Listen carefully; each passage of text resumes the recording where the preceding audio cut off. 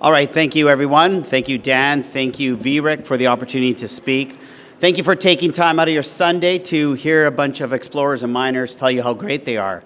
My name is Tony Retta. I'm one of the founders of Tectonic Metals. And what I always subscribe to is let the evidence do the talking. So the probability of a project becoming a mine is probably 1 in 1,000, 1 in probably 2,000.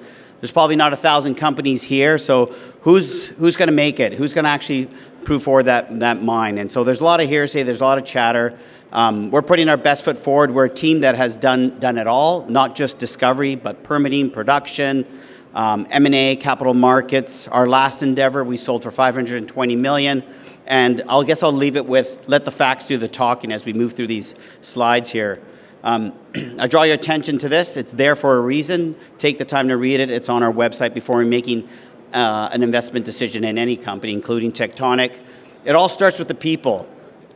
Like I said, projects come and go, but people are the core asset of any company, regardless of the industry. And our team actually has received accolades in all these various elements or aspects of the exploration business.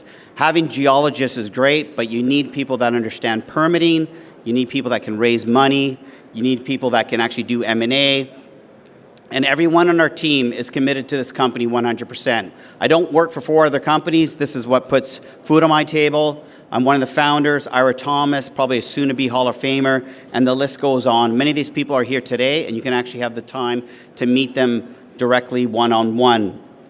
As I mentioned, our previous success, most notable was, or most recent success was Kaminak Gold Corporation. We sold that for $520 million, went from moose pasture to 5 million ounces. And we're here to do it again with Tectonic, this time in Alaska. Continuing with the people theme. So I mentioned the board, I mentioned management. The other 2 partnerships that we formed that we're very proud of is that Tectonic is probably one of the only companies that actually has indigenous shareholders investing their capital into their company, endorsing them to go explore on their land. I always say finding gold is important, but finding economic gold or gold that can be permitted truly is the holy grail. What's the point of finding gold if it can't be permitted or it's not economic? And on that front, many of the exploration companies in our space face challenges when it comes to permitting, First Nations, local community support. We've intentionally partnered up with one of Alaska's largest for-profit corporations. They're also one of the largest landowners, 12.5 million acres. And we've done 5 mineral lease agreements with them. And our current project there's the core asset of our company, the Flat Gold Project, which is what I'll be speaking to you about today, sits on Doyon land, and Doyon's invested over $4 million. There's a great video on our site that where we tour the property, and you can actually hear from the CEO of one of Alaska's largest native corporations speak about their corporation, their commitment, and their passion and conviction for our project. The other endorsement or partnership comes with Crescat Capital, probably one of the most well-known active resource investors. Tectonic's been around. We went public in 2019. When we acquired one of our first assets, Crescat came in for an initial 10% position. When we presented the Flat Gold Project to them, they went from a 10% owner to a 20% plus owner. They understand geology, deposits, economic deposits, and obviously they understand investments. And their investment in our company clearly highlights the potential that they see in our company, but also in the project. We are situated in Alaska. And as you can see here, there's 7 producing mines in Alaska. There's been a push over the last few years into homegrown resources, and now that's more evident than ever. I do believe Alaska's back on the scene. It actually never really left on the oil and gas side, but if you're looking for homegrown resources, whether you're a major mining company or a political jurisdiction, there's only so many places to go, and North America is definitely back on the map.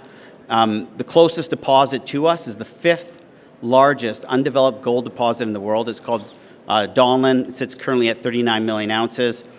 This mineral belt that we're in, which is the same as Donlin, has already produced 1 Tier 1 asset. Is there another one lurking in the shadows? Well, we believe our project has it. So being in the right mineral belt, that's one piece of evidence. What's the other evidence that supports this notion that we have a Tier 1 asset? Number 2 is we're the 3rd richest placer mining jurisdiction in all of Alaska. 1.4 million ounces of recorded gold has been derived from our property or has been mined historically from our property. The blue circles that you see here, these are geophysical anomalies or potential deposits, and the pink lines that you see on the screen here, those are placer-producing creeks. So each blue pearl has gold shedding out of it over millions of years. 1.3 million ounces could be a deposit or a mine unto itself.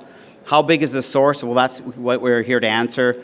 Another thing to note is that these geophysical anomalies or blue pearls or even the golden soil anomalies have a 100% drill success rate. So whether it was Tectonic or a historical explorer like Robert Friedland with Fairbanks Gold, they did the first drilling here in the mid-'80s. Every drill hole into Chicken Mountain has intersected gold. There's 74 of them. Again, every hole has intersected gold. One thing that we did, again, in line with our vision of finding an economic mine, not just gold, is that we did metallurgy. And the metallurgical testing that we've done to date is very comprehensive. It wasn't just one test, but it was a slew of testing demonstrating that this is a free milling opportunity and also a heap leach mining opportunity. Some of the drill intercepts, there's a wide array. You're looking at Chicken Mountain proper here. Again, the magenta colors represent the golden soil anomalies. You can see the placer gold draining out of these targets. Flat Creek, for example, 650,000 ounces of recorded gold. This is empirical evidence that this property can host a multi-million ounce deposit. The drill holes vary from 12.5 grams over 24 meters to even some lower gram, 0.5 grams over 250 meters, 0.7. We currently have about 2 kilometers of strike. As shown here, you can see the drilling, average drill depth just over 100 meters. The deepest hole was about 400 meters, but most of this, well, actually all of this is open along strike and at depth. Currently 2 kilometers of drilled mineralized strike down to 300 meters has been already demonstrated. And to put that into context, what does that mean, 2 kilometers of mineralized strike? Well, we're looking at one of our analogs, which is the Fort Knox mine on the top right here. That's currently owned by Kinross. It's a heap leach mine in Alaska, also a milling mine. It's currently produced, in the history of the mine, 9 million ounces of gold. But that's what it looks like geometrically. 2 kilometers of strike down to 0.5 kilometers, and you're looking at a grade, an average grade of 0.83. The average grade going to the heap leach pad is 0.3, but that's what 2 kilometers gets you. And then there's 2 other examples. We're trying to highlight that 2 kilometers of strike is not just like a small deposit. This has the potential to be not only as big as Fort Knox, but even larger. And if you believe in the golden soil anomalies, which all the evidence suggests that you should, because every hole drilled underneath the golden soil anomaly has produced gold. You're 74 for 74. So the soils, or the golden soils, are mimicking the deposit below your feet. And how big would this be if you had a 4 kilometer long deposit? That's the answer we're here to demonstrate. This year's drilling tested more of the golden soil anomaly. And one of the key areas that we tested is the bedrock source of that most prolific placer-producing creek. So this is called the Alpha Bowl. We have 650,000 ounces of recorded placer production. That's that pink blushy color. It's draining right out of that hilltop. This is the extension of Chicken Mountain. We decided to drill this area because it could potentially kill 2 birds with 1 stone. A, we can make a new discovery, and B, we could extend the 2 kilometers of strike to 3 kilometers.